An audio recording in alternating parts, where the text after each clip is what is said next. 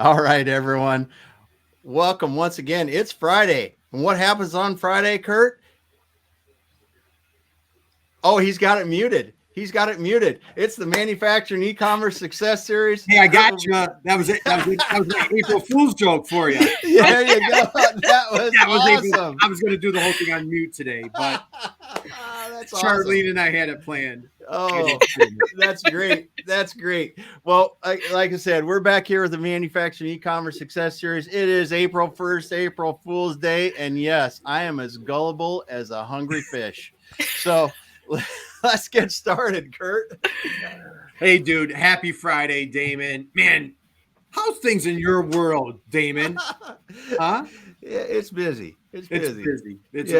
Life is busy, isn't it? Especially Damon has a puppy. So, all right. So this is round two. We're going into round two. And Damon, I don't know if you know this or not, but we have the brand misfit in the house today. We have the one, the only Ms. Charlene Brown. Charlene Brown, happy Friday. How are you, my friend? Happy Friday. I'm good. Got some projects. I've been tweaking with one. It's trying to get to me, but I won't let it. But other than that, it's been a good time. I've been having a very good week, actually. Busy, but good. You are tenacious. So, guys, if you're new to Charlene Brown, first off, please connect with Charlene. She is she's a LinkedIn dynamo. Now, Charlene, you do a couple LinkedIn lives every week, right? Tuesdays and Thursdays. Do I have that correct? Yes, Tuesdays, Thursdays, and Fridays now. I have my mini series with Carl. We've been doing a nice little mini series. We're trying to keep it to 30 minutes every Friday morning. Nice. And that's been really cool. We've been mixing it up. So now we're going to bring in our two brands, our strengths, and we're going to mesh it throughout the rest of the time that we do the series.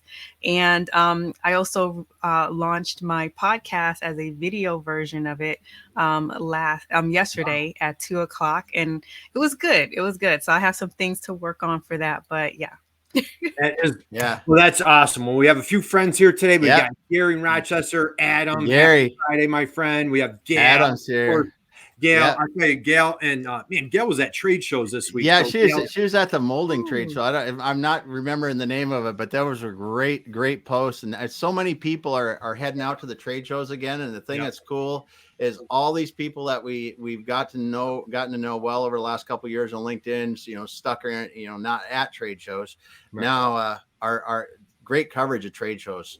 Chuck Coxhead, Ray Zaganto, Gail, and many others, Chris Lukey, Jake Hall, saw some stuff of his. Just so many people are doing it. So, well, it's not, I think this is a great positive sign. Hopefully, I don't know if we're comfortable saying it, maybe COVID's coming down a little bit. So now we can actually shake hands or high five in person.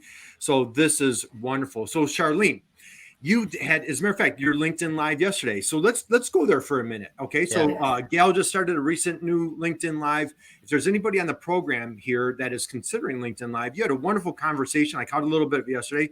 I think you had Simone. Was that yesterday? Yes. And yes, you guys had a great conversation. So first off, I'd like to touch on what inspired you to jump into LinkedIn Live, not 1 day a week, not 2 days a week, 3 days a week. My goodness gracious. What inspired you to go that direction? Besides insanity, Carl really pushed me because I've always heard of it. I've practiced. I've done the pre-recordings, but Carl was like, you know what? Let's just do it. Let's go live. And he was already going live, so that helped me a lot because there was someone who was very comfortable. He managed a lot of the back end, so I didn't have to worry about it. And with him doing that, it allowed me to get comfortable in front of the camera, see how the comments were coming, and then still not really pay attention to the comments, but pay attention to our conversation. And when we started bringing guests on, he would handle a lot of that. So he would take the reins. So I would learn how to do interviews, because it's one thing to ask questions and be on camera with people, but to do an interview is a little different because you have to understand, okay, if the conversation isn't going anywhere, how do you have like your set questions on the side just in case? And then if somebody says something, how do you kind of pick up so you can dig a little deeper? And then of course bring in the audience too, especially because it's a live.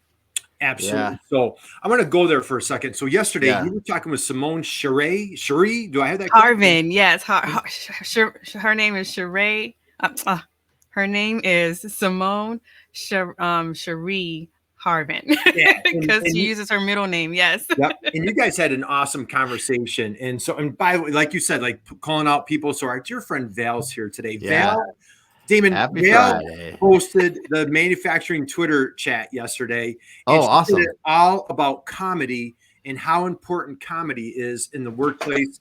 So Val, man, how about a little round of applause for Val? It was such a dynamic. It was awesome. It was absolutely. That is so funny. I just scheduled someone on the Faces of Business. And we're going to talk about the importance of humor in business. So she did an amazing job. And so where we live is the National Comedy Center. And so she was talking about the national, I live in the comedy capital of the country, man. There you go. She was talking about the comedy. So anyway, it was great. But Charlene, what I want to do is I want to talk about your conversation yesterday. What I absolutely love, Damon, you would love this conversation. Guys, go on Charlene's LinkedIn profile, click on her live from yesterday. You talk about how important it is to niche down. You talk about how you know who your client base is. And you even talked about like, hey, when you started your business, and what I really was so impressed and what I admire about you is, you know, when new entrepreneurs, sometimes we try to be everything to everybody. We're just hungry. We're trying to take any business. Mm-hmm. You were really a woman of conviction. You stuck with your guns. Talk a little bit about when you started your business and why it was so important to stay in your lane and speak to your ideal clients. It was important because I did the same mistakes. You know, I listened to others telling me to go against my gut. And they were saying, you know, you don't want to lose money. You don't want to miss opportunities. You want to keep it wide open. Mm-hmm. And I had to stop and step back and say, you know what, this is not working. I feel like I'm juggling and I'm tap dancing for the world, but I can't. And it was even where I had my business coach with me, and they were like, okay, what's going on? Why are we stalling? Why are we spinning wheels? And I was like, I don't know. I'm promoting. So we would look at my advertising, and it was so general. I was not really asking for anything because I didn't know who to ask these call to actions for. So it was really a lot of sitting down with myself to say, am I serving anybody? And also, am I serving myself by doing that, by being so general? Because it was just wearing me out. So having a good group of people around me in my circle who were in business, because even though those who were telling me to keep the doors open wide, they weren't trying to harm me, but they just didn't know anything about that aspect of business. Right. So I had to really lean into those who were in business.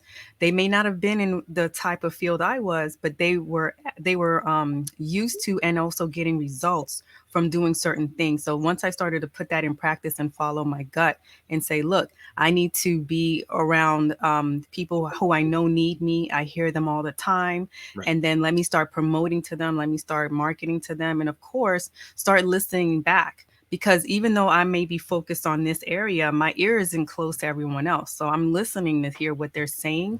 And then maybe there's a commonality that I can now bridge between them. So at first I specialized in helping a lot of the Black women in my community. But now I know I can always branch out and help the consultants, help the coaches, help the speakers. And they all three might sound different, but their commonality is they're selling a lot of information. They're selling a lot of things that may not be something that you walk away with, like a book. So it's really how do I now get them all together to have a similar game plan going in? That is phenomenal. So guys, we're here with Charlene Brown. Please connect with her on LinkedIn. Check out her profile, Brooklyn Custom Designs. She's a web design expert, vast experience. You were at Reuters for 22 years.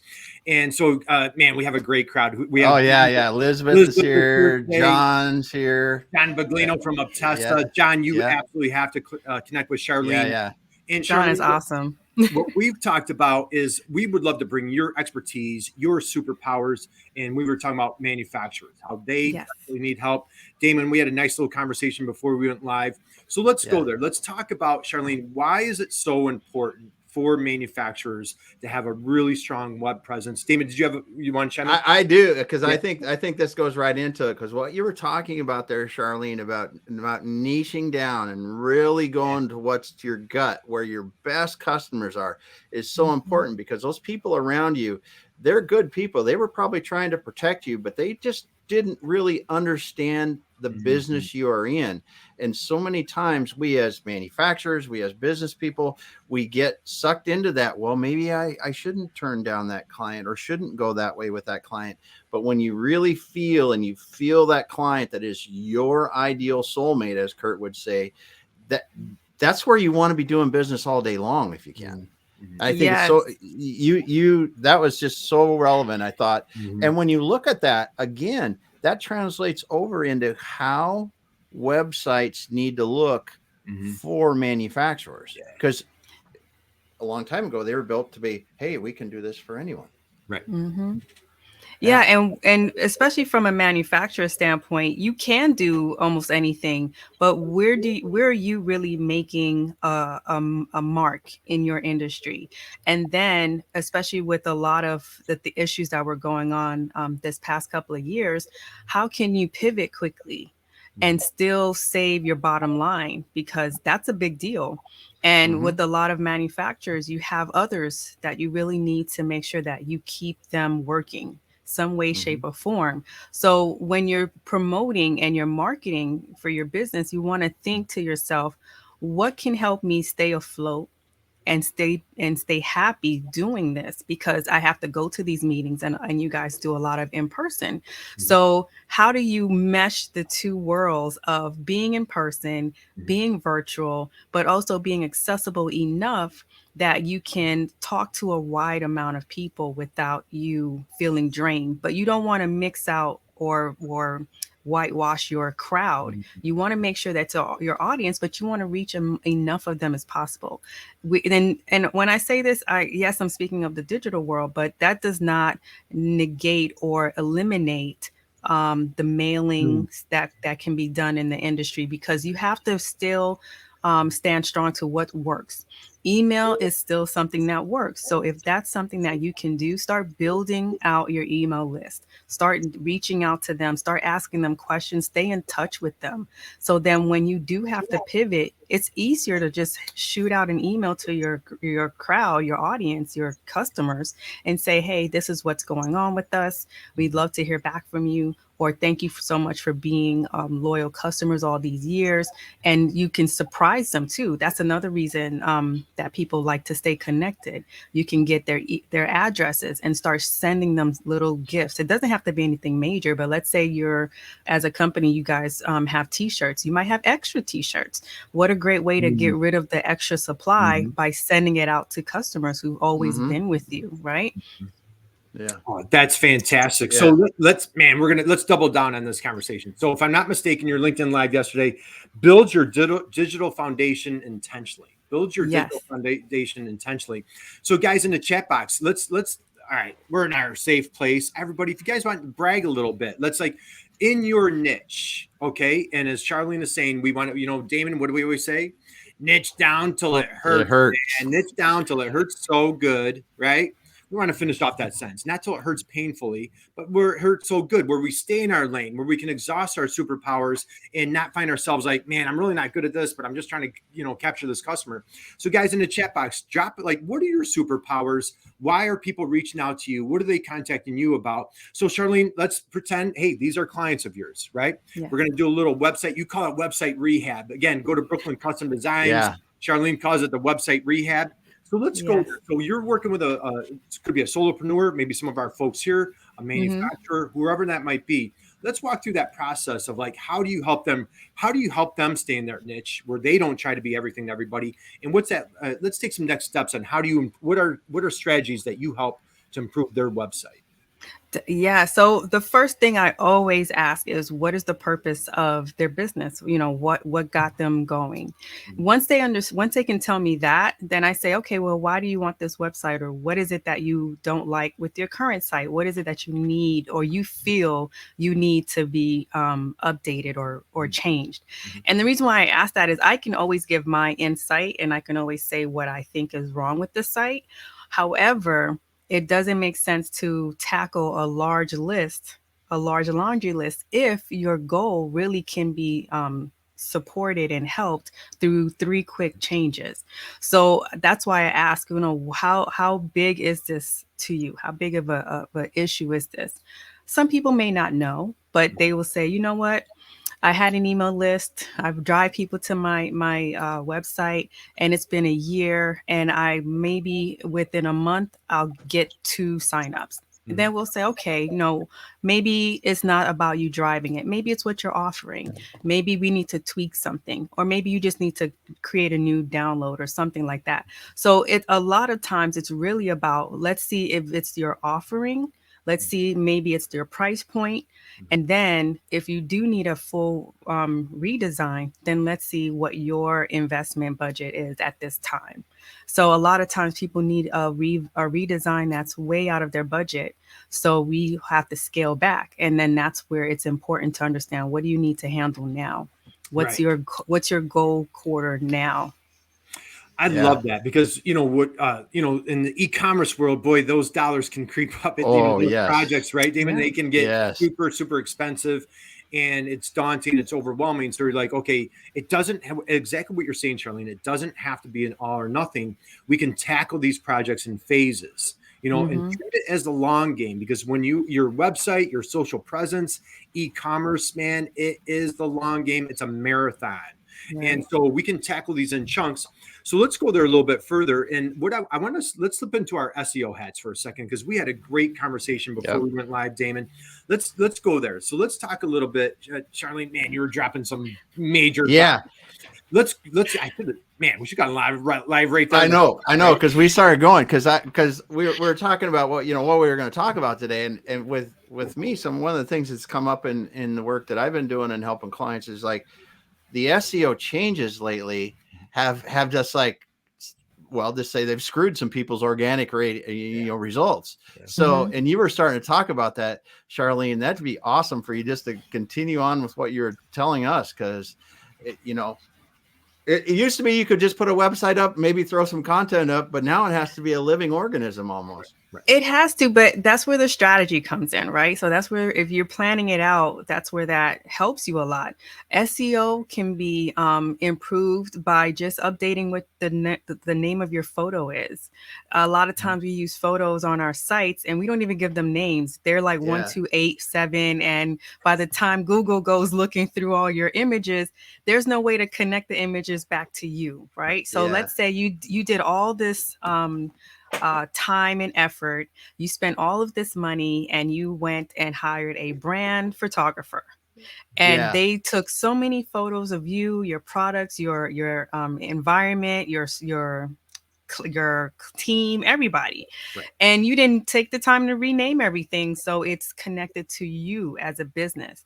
So now, as you're using it, and Google, and there's like over a dozen or more other search engines, they're all hitting your website to find out, do you supply any information?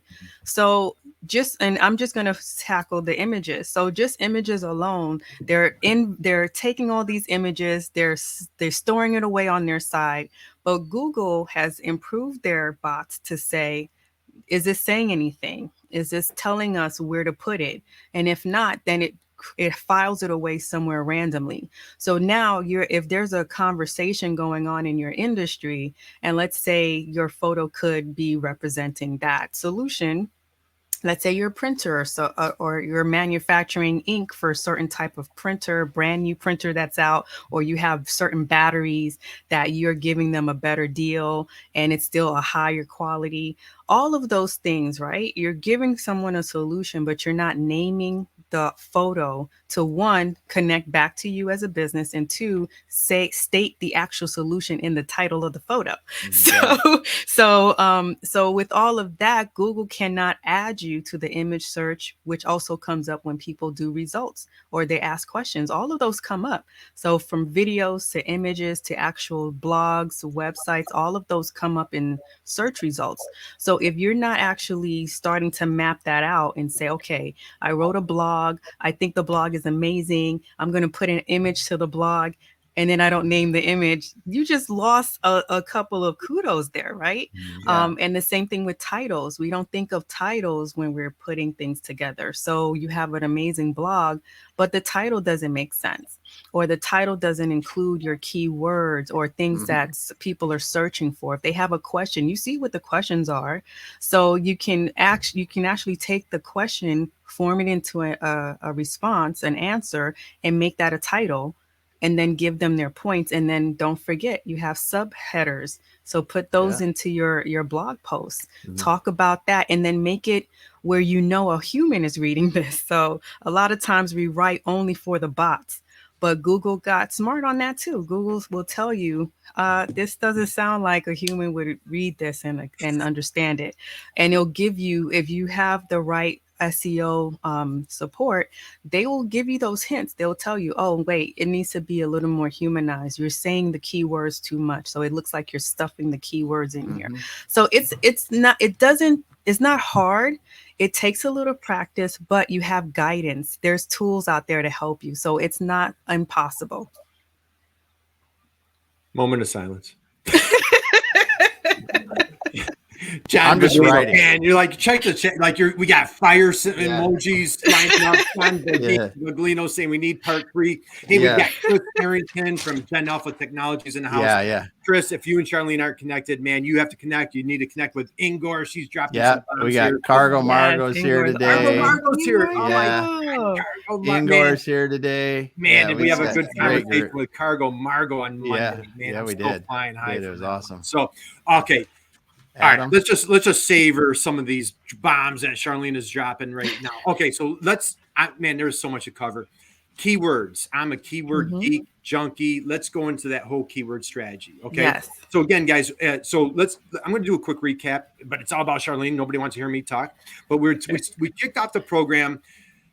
We have the brand misfit in the house. We have Brooklyn Custom Designs. You want to connect with Charlene. She's absolutely amazing. She does LinkedIn Lives 2 days a week. Now she's doing 3 days a week. What else? She has a kitten Shadow. He's over there sleeping. So we have all sorts of fun things going on with Charlene right now, right? So April's Fool's Day. Charlene and I, we were going to come out on mute just to mess with Damon, but, that was another story. So, okay, here we are. Back to the program. So Charlene, let's talk about keywords. We were talking about niching. Yes. So if you guys missed it, if you just came in, Charlene had an amazing conversation yesterday on LinkedIn Live talking how important it is really be true to your conviction, stay in your lane, and know your niche, okay? Now, with your niche, it helps speak in the right language to the right buyer on your website. It also is critical with your keyword strategy, Charlene. Yes. Let's talk, how do you coach, how do you advise, suggestions, strategies, tips for your clients, for our peeps here today on an effective keyword strategy? Yeah. So for me, I remember my huge mistake was I put out over 130 blog posts with no SEO strategy. So God. You can imagine, and this was for my website, it's been out for 8 years. So can you imagine the amount of overhaul that I had to do? But I took my own overhaul in pieces. So I first tackled the main website, and now the blog is going to be this year's lovely homework. Yep. So, but for a few things, a few of the posts that I saw, they are already at the top 10, and some of them are climbing fast. So nice. These are working.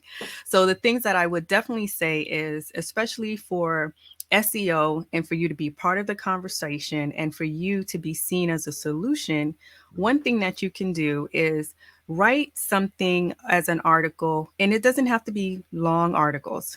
You can write a nice little article and talk about a pain point that you see your customers go through. And you can even write up a case study that you've helped the customer go through.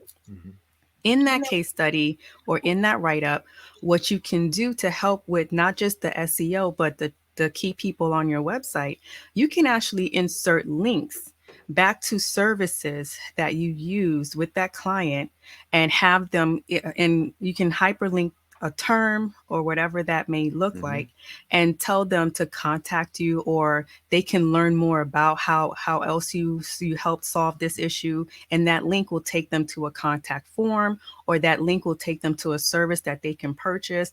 Those are nice little ways that you can sell without you telling them to buy this. So what you can just hyperlink a term or a phrase, and it doesn't have to say buy me, it doesn't have to say shop here or contact us. It can literally say this, learn more how my client was able to do this, or see more about our services here, or this solution was able to, and you that phrase, this solution, you can hyperlink that to a service. So people are, when they click on it, they are taken to the actual service to learn more about the service. But those are just little niches and little ways that you can help fine tune the SEO, because part of that is people staying on your website. So you want to create a little cipher of all of your knowledge being the solution for people. So if you have maybe like another article answering another piece of the pie in that case study, you can redirect them to that article. You can find ways to keep them engaged on your site. Also, let's say you're writing something that you learned from someone else on their website. You can actually hyperlink that person's site to your article, and that will give you credit because that person's site is credible and so is yours. So you're kind of sharing that wealth of link knowledge, and you're allowing people who come to your site to see, oh, wait a minute, they're also referring me to other resources that I can learn more about this. Yeah, they know what they're doing. They're okay. And it builds that credibility with them, right? So you want to make sure that whatever you're doing on your site, you have that game plan. And like I said, it doesn't all have to flow together at once, but that's why if you did it once, if you did a blog post, it's always great to go back, see if you can update it, and then add things to it. And that allows people to say, oh, you are keeping active. So you don't have to always write out a full blog post, but every year, things change. If something's changed in your industry, maybe you were talking about how shipping was crazy in 2021. Oh, wait a minute, they have new shipping taxes. You can add that information to your what shipping was doing in 2021 article, and maybe not date it, but you can give it like a nicer name to cover what the shipping chaos could be, or things that go wrong in shipping. And then you can add those type of information on articles like that. My goodness. This is just awesome. All right. So, man, teacher is in the session. Look at no this. kidding. No kidding. Go back to Elizabeth's comment. Go back up a little higher. Do you see Elizabeth's up there? Yeah. Yep. Massive knowledge drop right there. And we have Dr. Alyssa Rodriguez is in the house, man. Dr. Alyssa, you and Charlene have to connect. She's the director of the Manufacturing Extension Partnership of the great state of Alaska. Everybody connect with Dr. Alyssa. Man, we love her. So, man, this is fire today. Okay. Damon, go ahead. Oh, awesome tip right there. There she is. One thing, I do have a cameo performance here, I guess. But this is our new little guy. There's Damon's puppy. He is as wild as he can get. Look at that guy. Yeah, he's ready. Trouble. Everybody meet Odin. Odin's in the house right now. What's going on, Odin? He's ready. Yeah, he is. He's like fixated because mom's standing right behind the camera. So yeah. Hi, Renee. So guys, we're gonna do a bring your pet today, but so Charlene has a little kitten, 1 year old. Can you get it? So I could wake him up, but no. Don't do that. No, please. I know. Don't do that. I understand. Shadow's sleeping. I have a 140-pound Rottweiler. I'm too old and too weak to lift it up, so he's over there sleeping. So anyway, hey, hello to Odin. So what an addition to the family. So okay, all right, let's get back to the program. Okay, Charlene, so anybody out there who needs a new website, they're maybe exploring, they're a little challenged, they feel a little overwhelmed of connecting with a new web designer. Your website is your first line of defense, right? When somebody Googles you, when somebody wants to do business with you, and basically, what is your website? One word only: trust, right? Yes. Can I trust you? Would I be willing to partner with my hard-earned money to do business with anybody out there, right? Or ourselves. So for a new company, manufacturer, one of your customers, clients that you work with, what are some tips that you have of, when they're engaged with a web designer for the first time? What are some tips and strategies that you have to engage with that web designer so there's good, healthy communication so that you have a good end product to eliminate that frustration? Oh, I say be clear. Be absolutely clear about what you are looking for, what your expectations are. A lot of times we tend to be too vague. Vague meaning, hey, I want something modern or I want something hip. That can be anything.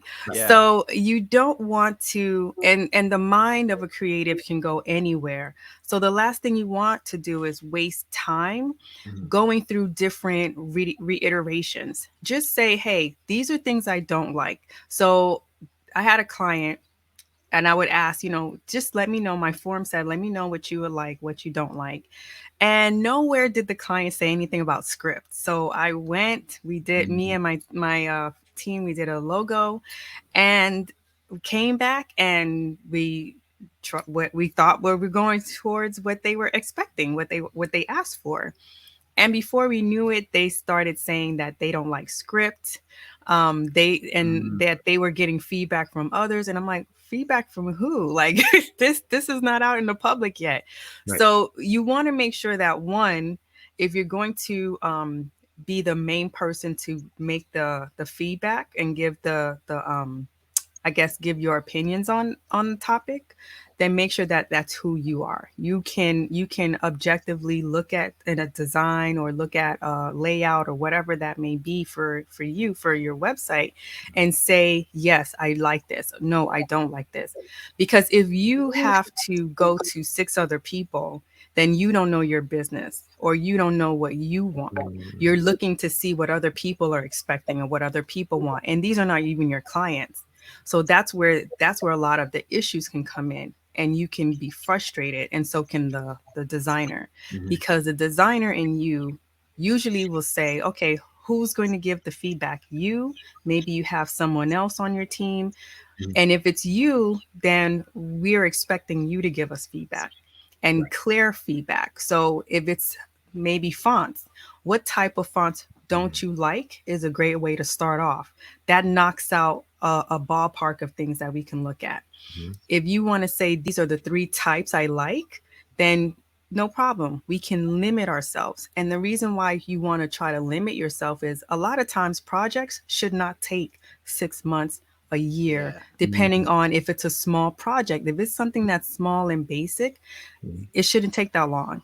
If you have a overhaul like Disney and they said, hey, we want to revamp everything we own, then that's going to take a long time. But if you coming and you're saying, hey, I'm a startup, this is all me, I don't know what else to do, and I just want to put something up, that should not be taking a year or 2 years, because there's no communication or there's no clarity. So I always say, get clear on what you want, understand the purpose of your business, and definitely know who your audience is. Understand what that is, and also who's going to create the content. Most developers and designers are not going to create copy. They're not copywriters. Most of them may not even do your graphics. So you want to make sure and make it clear who's creating what deliverables are owed from who, and then who owns what at the end of the day. So make sure anything that you turn over to the designer, you own those images. Make sure you own the copy. There's people that, especially from my peers, they will get copy or they will get a link to another person's website and be told, hey, I want this. And meaning they want the copy. We can't give you the copy. We can't copy and paste someone else's site to yours. So you have to be really clear on what's going on and who's doing what. Right. Man, I absolutely love that. So Man, a lot to uncover right there. So let's just, I want to stick there. I want everybody kind of digest that. Yeah. And I'm digesting it for a second, but I also want to go back to something you said previously. So, all right, with what you just covered, communicate. Good, healthy communication. Again, our friend Chris Harrington at Gen Alpha Technologies, she knows firsthand. They do amazing work with heavy duty e-commerce solutions. She knows how critical that, that communication is. Charlene, as you're working with your clients, just communicate, share. You guys, when you team up with your web designer, you guys are partners. Again, man, you should treat them better than you do your priest, your dog. Maybe not your dog, maybe not Damon's dog, but you get the idea. This person is critical part of your team, and so that is very important. Having that communication is essential. I want to take a step back, and you talked about all that content that you had. Okay, and I'm sorry that I'm old. It went back a few more minutes, but you had 130 blog posts, I believe you said, that you wanted to repurpose. Now, guys, what was phenomenal is you can go back to that content. That is an asset of yours. So what I absolutely love what you said is like, man, it was from 8 years ago. But the thing is, a lot of that information was probably so relevant and valuable for today. Now you can take that content. Boy, I don't remember what I had for lunch yesterday, let alone a blog post that you wrote 8 years ago. You can take that blog post, twist it, massage it, update it, keyword it, all those other things. So guys, if you have content from the past, boy, you can just repurpose it. And that's a great way to move forward with that. So Charlie, we're going to change gears on conversation. But before we do that, any last thoughts as far as website goes? Any other tips as far as web design for our friends in the audience here today? Be flexible. Your website should be growing with you. Never think that what you created that's it. And it's there until the business that is no longer. No, make sure that you are evaluating your site. If not every 6 months, every year. Look at your site, make sure that it's doing what you want to. And the best way is to check performance. So make sure you have Google Analytics on there. There's a lot of other platforms, but because Google's plugged into so many places already, that's one of the better ways to know all the traffic, everything that's going on your site. Yeah. Perfect. And the great thing is the great word of today, niche, man. Charlene, everything you talked about. And again, if you guys are just joining us, know where you're playing. Yeah. Just know where you're playing, know your strike zone, know who you're singing to, right? If we had maybe three of us would start a band. If we had a band, can't be everything to everybody. Who's going to be in the audience, right? If we try to be everything to everybody, we're not going to go very far. But when you sing that one song to that specific crowd. So Charlene, now we're going to go here. You do great LinkedIn Lives. You cover a lot of diversity conversations and culture and everything else on how to really drive a great, successful business environment. You have 22 years of corporate at Reuters. Let's go there for diversity. Manufacturers are really trying to flip the script and change on women in manufacturing, different race, different creeds, millennials, just really trying to change the direction of our future for manufacturing here in the U.S. Let's talk a little bit about diversity strategies that manufacturers could be incorporating to help have a more successful track record. Right. Well, a lot of the discussions I've been blessed to be a part of, the core has always been the same. You need to understand the culture. You need to build it from the culture first, because no matter how many times you create these different initiatives, especially if you're building an initiative because you feel the heat of the public, you feel like people are coming for you. That's not going to last long. You're not going to be able to sustain something if the culture doesn't support it. So from my corporate experience to others who've been around me, even through speaking with other business owners, it's hard to say, yes, you're diverse, you're inclusive, and you're here for equity, if at your core, it's not trickling down through everybody. So if you have a large team and some people in the team are just not pushing the initiative through, you have such a huge mix up going on. And you're going to have a batch of people who are upset. You're going to have a batch of people who are disgruntled, and you're sitting there wondering at the top of your organization, hey, why aren't all of us excited? Why is that small group upset? And you're looking at your managers and you're looking at them and saying, hey, we all agreed, didn't we? And they're like, sure, we did. But when they went back to the playing field, they didn't execute. So how are you going to now enforce these things? So it's a big thing to understand. Like, initiatives are great. Putting down the writing out the laws of how you're gonna make sure that they happen, that's wonderful. But if at the very core you don't believe it and you don't push it through, and you're not going to stand by making sure that it happens, then they really fall on deaf ears, and it becomes a point of useless time, and you're wasting time at that point. Man, I love what you're saying there. You know, and it's great. You know, you walk into a place of business, we have the inspirational notes on the wall, but what you're saying is like it really needs to come down deep. And I love the word you said, core, right? And you know, and big takeaways, man, a lot of takeaways today. Culture first. You know, it really starts at the top, and just how do you institute that culture? So, all right, so let's go here. So, small manufacturer out there, and you know, maybe there is some challenges within the team. Any other suggestions that you would have of like, you know, how can we just make this work together as a team? I say recruit externally. If there's others in the team that don't know, it's okay that they don't know. It's okay if nobody in the organization knows. There's a lot of organizations that are old, like me, and not in a bad way. They've just been around so long that we all know it's hard to implement change when the base and the foundation hasn't been touched up in a long time, right? Yeah. So sometimes you need a whole overhaul, and it's scary because you're like, overhaul means you're getting rid of us, you're getting rid of me. No, not really. Overhaul means we're going to put in some new blood to mix with you, and then everyone's going to take and learn from each other. It's not sometimes it's almost like a battle of either the new or the old, but we both can't be here, and that's not true. The new can learn from the old and vice versa. So that's where, especially if you're branching out, because a lot of us who are small startups, we came from larger entities. So we've been around for a long time, but running our own is different. So if you don't know, and it's okay if you don't know, start looking externally. Go to your local organizations. Go to these networking groups that there's so many on LinkedIn where you can find people in that space to help you. And if you just say, "Hey, I'm looking to do this. I would love some help," you will find the help. But I think staying silent and being dismayed is not going to help.